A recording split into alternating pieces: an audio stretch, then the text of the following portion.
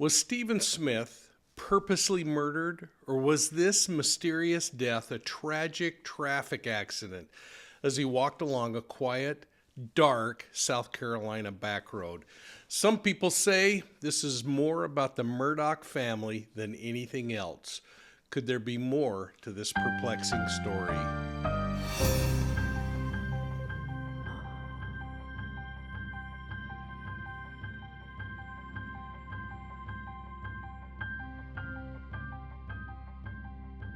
Well, I tried to talk about something different rather than the Murdaugh saga, but in 2015, 6 years before Alec Murdaugh murdered his wife and son, a 19-year-old nursing student named Stephen Smith was found lying in the middle of a dark country road, 3 miles from where his car had run out of gas.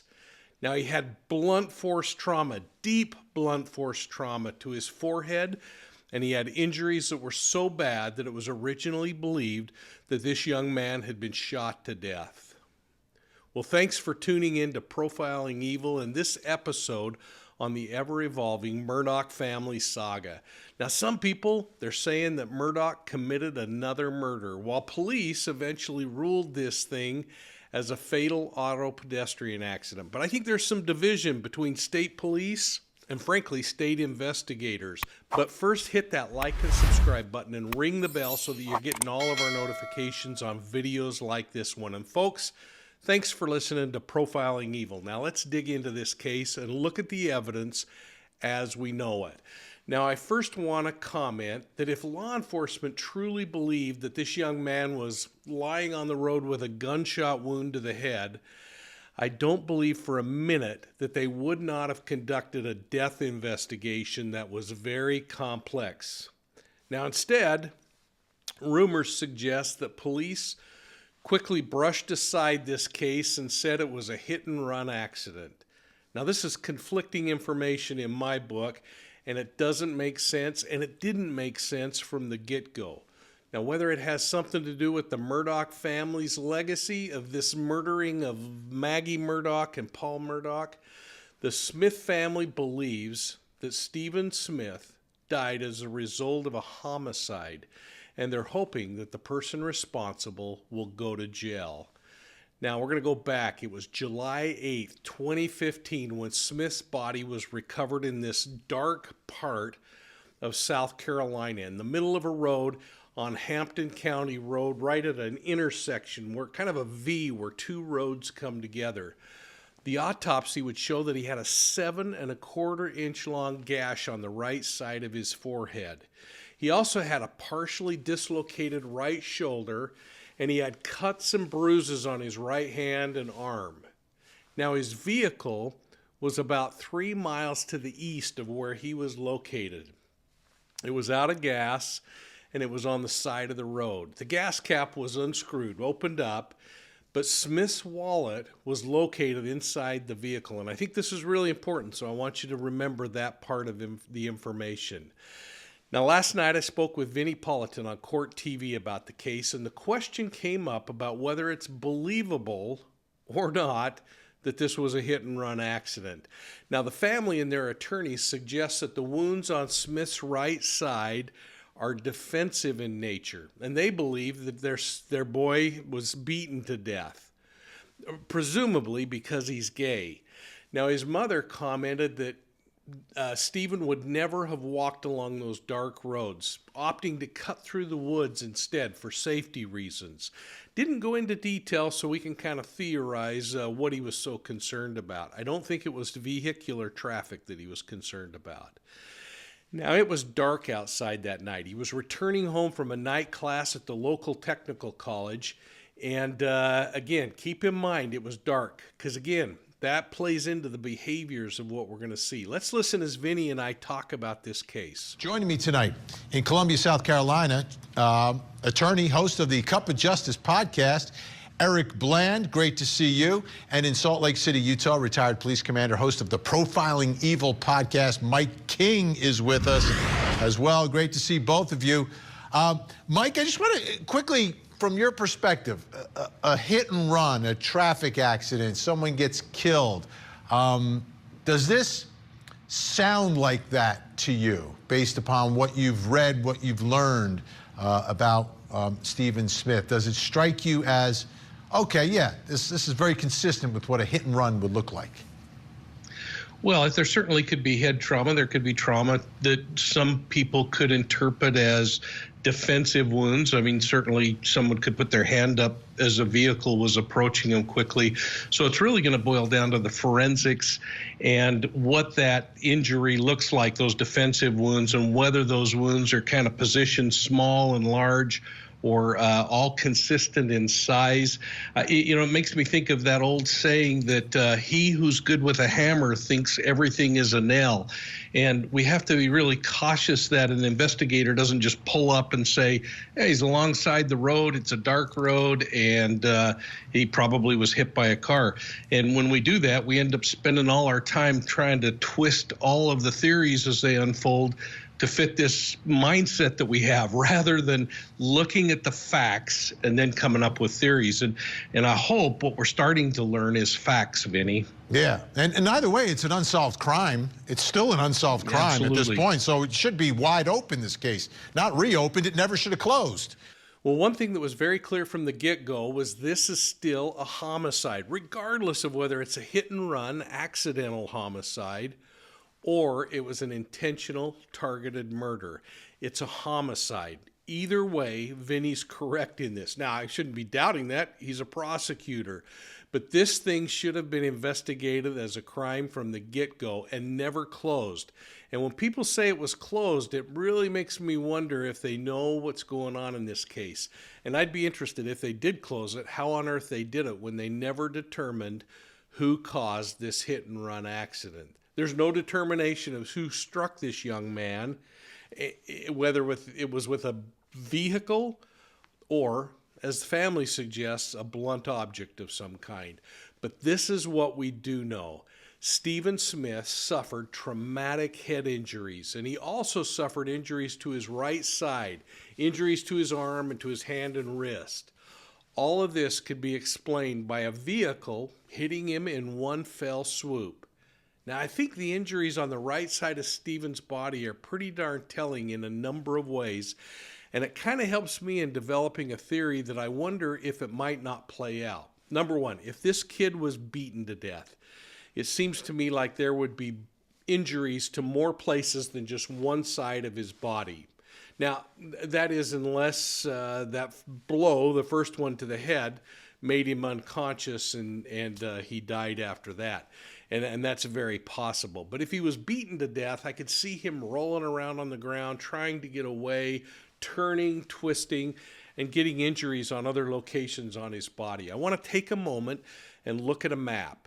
Because if, in fact, he was walking from his vehicle toward his home, which is what they say is the most probable location he would have been walking to, there's some interesting things happening here. So let's look at this map. On the far right side, the east side, is where his vehicle was last left and where it was discovered by law enforcement. He would have been walking westerly toward his home. And again, there are a couple of scenarios that I can see happening. I've not been able to see which side of the road this young man was found on. And if you know, send it in so that we can get more information about it.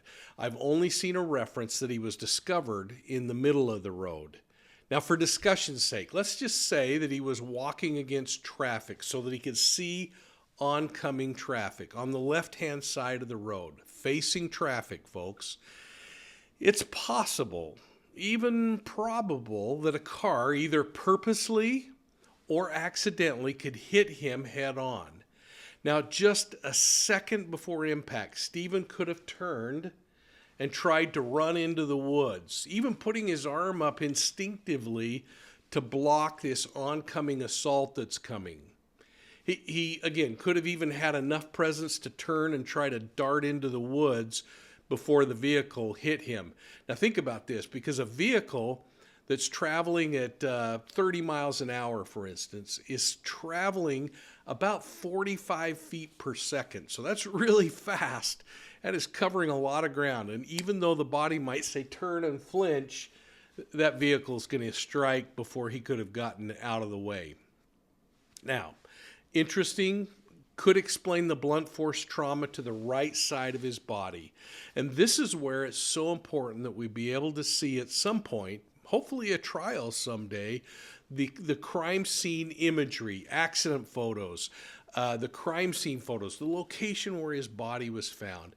You know, this is where I'm looking for reconstruction experts, and I hope something was really created at the time this happened. Again, if the South Carolina Highway Patrol conducted this investigation, I'm suspecting that there was a field diagram made that would include that. Now let's keep Stephen on the left side of the road for just a moment and replay this with the vehicle approaching him from behind.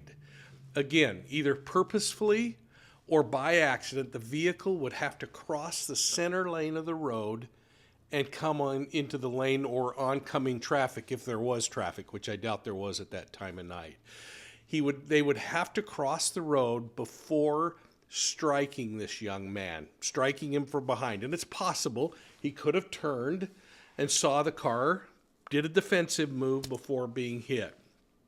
But keep in mind, there would, without doubt, be skid marks, scuff marks, debris on the road, regardless of how this might have happened. There would have been impact points on the road. You know, hit and run auto pedestrian accidents are incredibly violent. They leave an incredible amount of physical and forensic evidence in their wake. So frankly, I don't believe that it happened there if they didn't discover anything that would support that kind of a theory, unless this kid was injured someplace else and this actually ended up being a disposal site, a staged crime scene.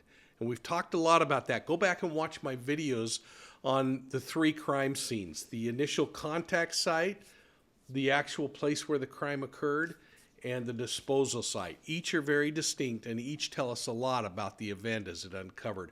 You can find those at the Profiling Evil Academy. And folks, I'm going to plug the Academy right now since I'm talking about it. If you haven't considered our channel memberships, please consider the Profiling Evil Academy level. It's only $4.99 a month, and there you get a whole lot more information, a lot deeper dives into this criminal investigative process. But now, let's get back. Before I move on, we also want to consider that Smith was walking with traffic, perhaps even walking backwards, thumbing as he went along and a vehicle was approaching. And that is, if you're catching the vision here, is another way that we could explain how those injuries might have occurred to this young man as he's walking down the road. Frankly, we just can't jump to conclusions without all of the evidence being looked at and taken into account. Now, keep this in mind as you consider the other theories out there that this young man was beaten in a different location and then dumped on the roadside. Did the car pull over and throw him out? Was he tossed from a moving vehicle? All of these are going to leave different kinds of forensic evidence along the way. So it's going to really be incumbent upon investigators to have gotten as much video and imagery and crime scene calculations as possible back when this happened. All of it could describe the injuries. And frankly, it makes me keep asking the question, if he were tossed out of a moving vehicle, if he were beaten, those things would leave multiple injuries, including, frankly, if he was hit by a car, there could be other injuries. So it's going to be really interesting to see what the actual autopsy photographs show and whether there were abrasions on other sides and parts of his body. And this is really interesting because we're going to talk about the condition of his clothing when the autopsy was conducted and a few things that investigators noted at the time they investigated this case. Again, if this guy was thrown from a vehicle, if it was a hit and run, there would be more violent injuries. Now, keep in mind that the location of the body and any blood or other forensic evidence that's discovered where the body is recovered also provides some incredible value in understanding what happened here.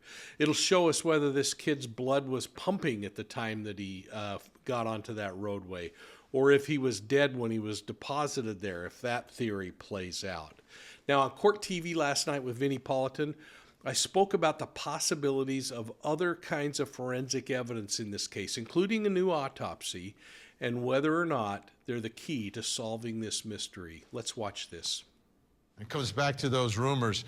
I want to play for you something from Netflix, from the Murdaugh murders, a Southern scandal. And again, it gets back to this theme. Like, I was down there. Everyone's talking about this. I mean, everyone. Take a listen. There are facts that don't add up and bodies tied to this family. The Murdaughs would just make someone disappear. There were so many rumors that Buster and Stephen were intimate together. Stephen's death is now intertwined with the Murdaughs. All right, Mike King, how does an investigator go from everyone's talking, there's rumors everywhere, to getting to where you want to go, which is the facts of the case? How do investigators do that? I think you have to dig right into the kinds of things that you know right off the bat. And I really liked Eric's idea of we got to exhume this body and do a thorough examination, have another set of eyes look at it. But in addition to that, there is forensic examination way beyond the body that could be really valuable in this case. Looking at phones. We don't know what SLED has uncovered in the course of their investigation that might have tied back. This young man's mother really intrigued me by saying that there is something there that they've got that she may have privy to. I don't know. But the forensics on the phone, does it put them together? Where did it put this young man, Stephen, on the night that he died, before the event and then at the time of death? What were people doing around him in that same circle, and how were they all coming together in this one place and time? And then as they start to get these little building blocks in place, we all know that that's when you start getting more questions that you need answers to. You start going down a different pathway than maybe originally you pursued, and you start uncovering things. I love the fact that people in the community are talking, hopefully not maliciously, but are getting the courage to say, yeah, but I remember this, and it really bothered me then, but all of a sudden it seems a whole lot more significant. Yeah, I'm Benny. Go ahead, Benny. Stephen was supposed to go that weekend fishing down in Florida, and he talked about it with his mother. He didn't tell her who he was going with. He said it was an important person. So that is a good fact. So I guess SLED will look into who in that area may have been fishing that weekend in Florida, and are there any communications with Stephen on his phone that would have enlightened that to show that he was in communication with an important person that was taking him fishing. That's the only other fact we know. And I wonder how much investigating there was into the phone. I mean, our lives are on the phone. We just finished a trial where the phones were pretty important. Right. Pretty important. So let's see what they do. We're going to talk more about this investigation. Eric Bland, Mike King staying with us. When we come back, we'll get into a few more of the details of what happened to Stephen Smith. You know, where he was coming from, where his house was. The locations in this case, very significant as well. We'll be right back. So let's take a moment and just look at a couple of maps that I created really quickly, specifically from the location where Stephen Smith's vehicle was left abandoned. Now that's pictured on the right side of your screen to the east, that little round red dot, and of course it indicates his vehicle. In the center of the map is a red star, and that star indicates the location where Stephen Smith's body was found when police came and responded to the scene. And then on the far left, the very west end, is the location where Stephen Smith's home was located. Again, the intended destination for this kid if he was out walking to home because he ran out of gas. And again, you know, I still want to know what direction the car was pointing when it was pulled off the road.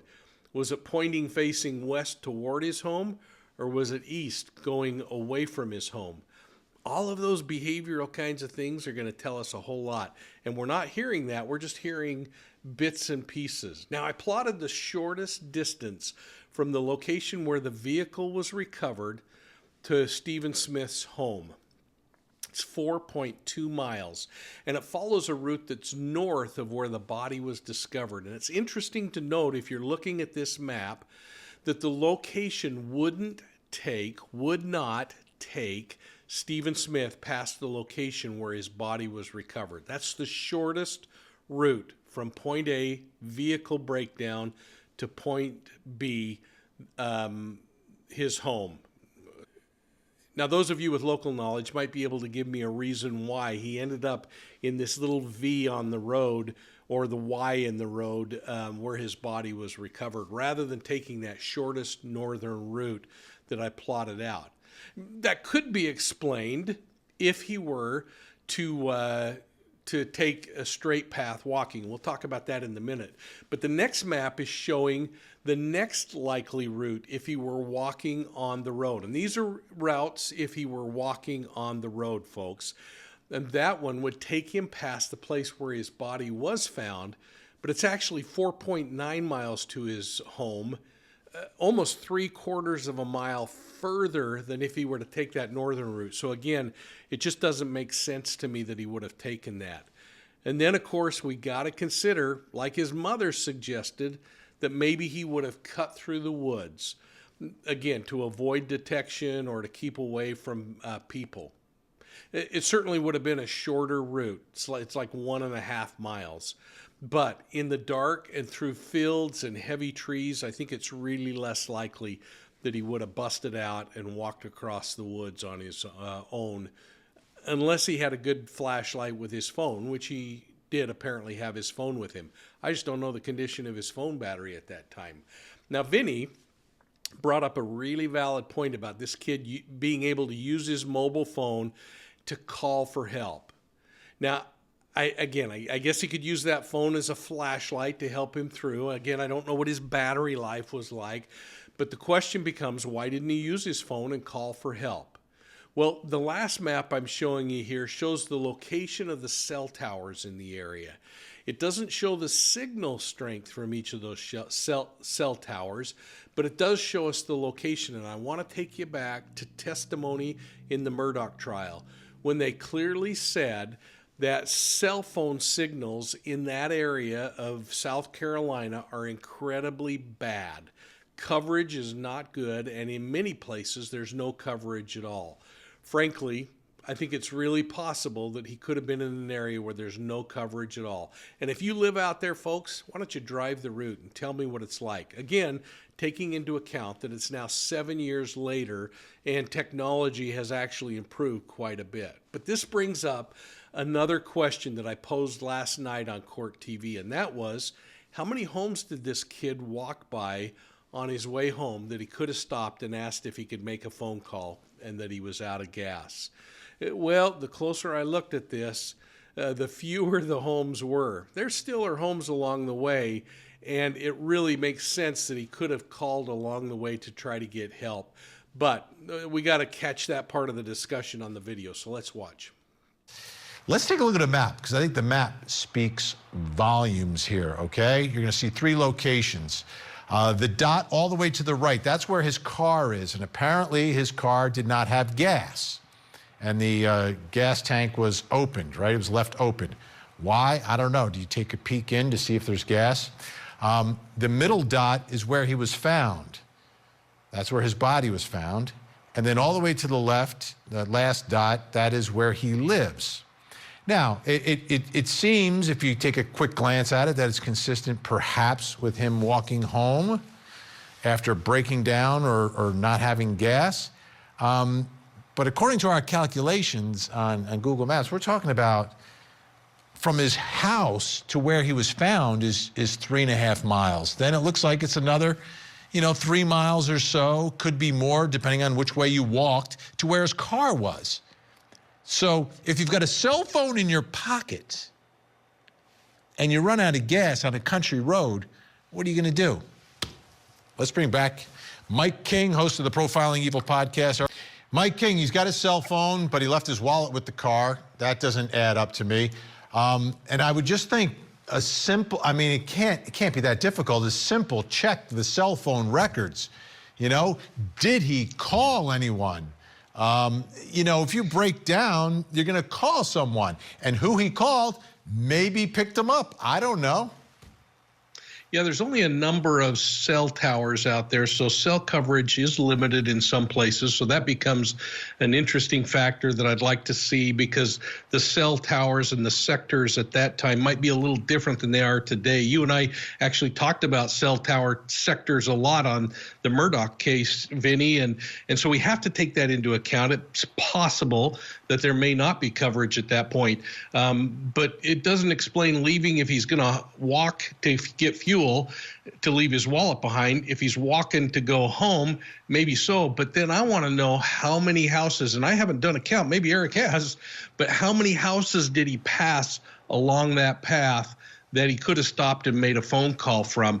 I'm not as much troubled by the fact that he didn't cut through the woods like maybe his mom said he would, or others, if in fact it is dark, just because of how difficult it might have been to see. So I don't know. There's a lot of questions that need to be answered. Yeah, I'm looking at just looking at the map, you know, and I've driven on a lot of the roads in that area, and you can go, you know, a while without a house, and there may be a house on some property that's set back. But looking at this, these are not regular neighborhoods, Eric. These are true country roads. You just got to check his cell phone records. You check his cell phone records, I think that will open up the floodgates of information here. Well, our discussion turned to what's going to happen next in this investigation. I think it's important to point out that South Carolina Highway Patrol officers, the original investigators of this case, they were really troubled by the idea of it being a hit and run. Number one, because they didn't find any glass fragments. That would be glass from like a headlight or a navigation light. Potentially, if he would have been thrown up over the hood and into the windshield. They found no glass fragments on the scene, nor did they find on Sandy Run Road any evidence that supported skid marks, debris, tire marks, anything that was consistent with a traffic accident. Now, the most important thing I read in their report was that Stephen Smith was found still wearing his loosely tied shoes, both on his feet, and that his clothing appeared untouched. Now that is huge in my opinion, and it's not at all consistent with a violent auto-pedestrian collision. In auto-pedestrian collisions, almost all the time, even if the shoes are tied tightly, people are pulled from their shoes when that violent impact happens. For him to be found with loosely fitting shoes still on his feet really troubles me, and I find myself wondering what kind of crime scene investigation actually occurred where this vehicle accident supposedly happened. And I find myself wondering if maybe this was, in fact, a disposal site, and that the actual crime scene could have been back where his car was as he was standing on the side trying to flag somebody down to get him help to get fuel. To me, it seems more likely, and I wonder if a crime scene investigation was done where his vehicle was recovered. I'm going to be surprised if, in fact, it was. But most importantly, was this location where his body was found a staged scene? And sadly, if so, did South Carolina investigators take the bait and just the easy way out and say it was an auto-pedestrian accident until more information came to light? Listen as Vinny and I discuss that possibility and what happens next. Mike King, to me, you know, as Eric said, this opens another door, a new set of eyes. What we can learn from this could be enormously productive in this investigation.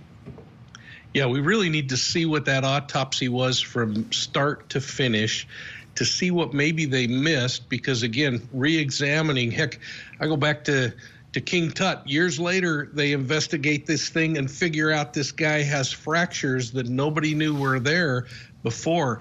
The body is going to yield evidence, and it's going to tell us whether events happened before death or after death. And I think they're going to be able to learn a lot about what happened by simply comparing today versus then. And frankly, I don't know, in 7 years, how much have we improved in forensics, let alone in medical forensics? Maybe they're going to find something that we weren't able to find 7 years ago. Well, I thought I was done talking the Murdaughs when he was found guilty. But the Murdaugh name continues to come up in this case, and I scratch my head wondering how they remain free of any scrutiny for so long. Now, media reports are suggesting that the Murdaugh name was mentioned at least 40 times in the investigation of Stephen Smith's death. The family, Stephen's family, is now raising money to pay for an independent autopsy and also to get a private investigator to look into the case.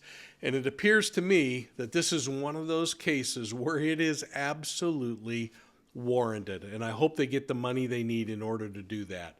So my question for you folks is, what are your thoughts on this one? Do you think this is a terrible pedestrian auto accident, or do you think Stephen Smith was the victim of a targeted homicide? I'm going to be looking for your answers down below, and I want to thank you for supporting Profiling Evil, and I want to thank you for taking time to respond to each other. Together, let's kind of sort through the information as we're seeing it unfold. I hope you'll hit the like and subscribe button and ring the bell so that you're getting all of Profiling Evil's videos when you get those notifications. Consider joining our channel memberships, and please go over to profilingevil.com and sign up for the B.O.L.O. That stands for Be on the Lookout, and it's our digital newsletter. Now, folks, I used TruthFinder in this case to look up where Stephen's address was, where his family lived, to try to get an understanding of what he had in his background, if there were any kinds of criminal events or anything like that. And everything I saw was this was a clean-cut living kid who happened to be gay. And I wonder if, in fact, like many media avenues are suggesting, including his mother, that might be part of the motivation for him being murdered, if in fact he was murdered. And I'm going to leave that up to you. But make sure you check out our partner, TruthFinder. They are really something else, and I really enjoy using them. And I want you to know you can find down in the links below a special discount to try them out. If you don't like it, cancel. It's really easy, and you can jump in and take advantage of that now. So, hey, folks, thanks for all your support. Make sure that you're looking for us on Twitter, Facebook, Instagram, and, of course, here on YouTube. And hit that like and subscribe button. Thanks a lot. And from Washington, D.C., we'll see you soon at the next crime scene.